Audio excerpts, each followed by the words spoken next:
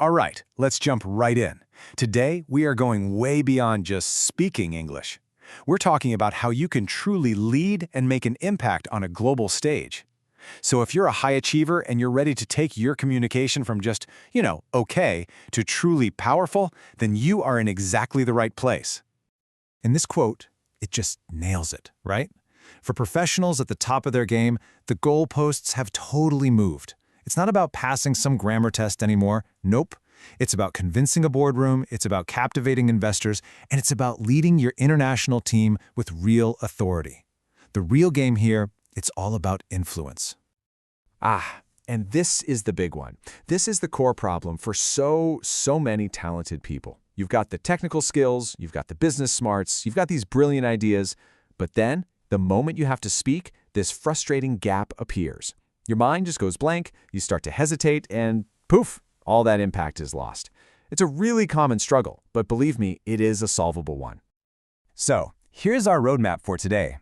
We're going to start by getting past the old grammar drills. Then we'll figure out your unique linguistic fingerprint. After that, I'll show you the code for impromptu speaking, a blueprint for killer presentations, and finally, we'll see how all of this comes together to unlock your global leadership potential.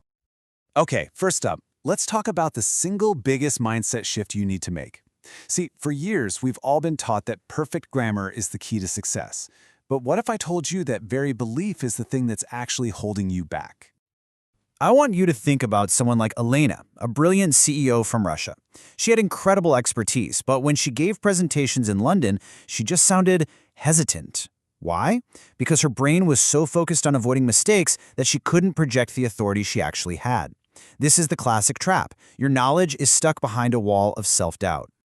And here is the key to tearing down that wall. It's called the good enough principle. Now, this is not about being lazy. Not at all. It's about being strategic.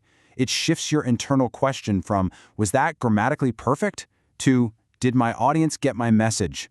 Trust me, making that one simple change is incredibly freeing. Just look at the difference here. On the left, you've got the perfection focus. What does that lead to? Fear, hesitation. It's a downward spiral of anxiety. But on the right, the communication focus. That builds clarity, connection, and real confidence. At the end of the day, focusing on your message, not your minor mistakes, is what lets your brilliance actually shine through. Okay, so once you've got the right mindset, the very next step is diagnosis. You see, every speaker's journey is a little different, and real improvement starts by understanding your specific linguistic fingerprint. Now, this is actually fantastic news. What this means is that your challenges aren't just random. They're systematic, predictable patterns that are based on the sounds and rhythms of your native language. And if they're predictable, well, that means they're absolutely solvable with the right kind of targeted practice. This slide illustrates it perfectly. For example, a native Russian speaker might struggle with the difference between the V and W sounds, so they might say vat instead of what. Meanwhile, a Mandarin speaker, coming from a tonal language, might struggle with the stress-timed rhythm of English, saying banana with equal weight on each syllable, instead of banana. Once you can see these patterns, you can start to fix them. And to uncover these patterns, you can't just guess. You need a system, something like this 7-dimensional framework. It goes way beyond just your linguistic background. It looks at your real-world communication needs. Are you pitching to investors or leading team meetings? And even your personal motivation. This detailed diagnosis turns the whole process into a science. All right, let's get into our first practical tool. This one is a lifesaver for what might be one of the most terrifying situations in professional life, being put on the spot and asked to speak without any warning. Come on, we've all been there, right? The spotlight swings to you, everyone's looking, and your brain just shuts down. It's a high anxiety moment for sure. But what if you had a mental roadmap that you could pull out to navigate it every single time? Well, that roadmap is called the PrEP method. Seriously, this thing is a game changer. It's a battle-tested tool that gives your brain a simple 4-step structure to follow. This immediately reduces that feeling of panic and allows you to organize your thoughts clearly, even when you're under pressure. So here's how it works. It's super simple. You start with your main point. Then you give the reason for your point. Next, and this is the magic part, you provide a concrete example to bring it to life. And finally, you circle back and restate your point one more time for emphasis. Point, reason, example, point. See, it's simple, it's memorable, and it makes you sound structured and confident in an instant. Okay, so that's for thinking on your feet. Now let's apply that same idea of having a solid structure to your formal presentations. How do you go from just dumping a ton of information on your audience to delivering a message that's actually clear and persuasive? You know, a great presentation always starts with a great opening. The WISE framework is a dead simple way to nail it. You welcome everyone, you introduce yourself to build some credibility, you clearly state your topic, and then, this is the one people always forget, you explain why it should matter to them. This gets your audience hooked from the very first minute. But even with a great start, you can lose your audience with bad slides. And the number one mistake, the biggest enemy of a great presentation, is something called cognitive overload.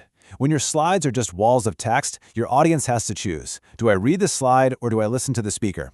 And their brain just can't do both at the same time. And this slide just shows the solution perfectly. Look at this. Instead of cramming full paragraphs onto your slide, use just a few key words. Those key words become prompts for you, the speaker, which lets you talk more naturally, and they guide your audience's attention without overwhelming them. So here's the big takeaway. Your slides should support your message, they should never compete with it. So what happens when you put all this together? You've got the right mindset, you've got these powerful, proven frameworks. Well, you don't just become a better speaker, you become a more effective leader. Let's look at the actual results. Look at that number, 70%. That's the typical reduction in pre-speaking anxiety for people who master a framework like PrEP. Just think about that for a second. Imagine what that feels like. When you have a reliable mental structure to fall back on, that fear of, what am I going to say? It just melts away. Confidence isn't some magic trick. It's the direct result of having the right tools in your toolkit. And that new confidence, it translates into real, tangible, career-making victories. We're not talking about theory here. These are the real-world results for professionals who've mastered these skills. They're out there winning the deals, they're securing the funding, and they're earning the promotions they always deserved. Because now, their communication finally matches their expertise. And that really brings us to our final question, which is a question for you. You already have the knowledge. You have the ideas, the ambition, the expertise. The only thing missing might be a set of strategic tools to really unleash that potential.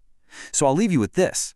What could you achieve if your communication was just as powerful as your knowledge?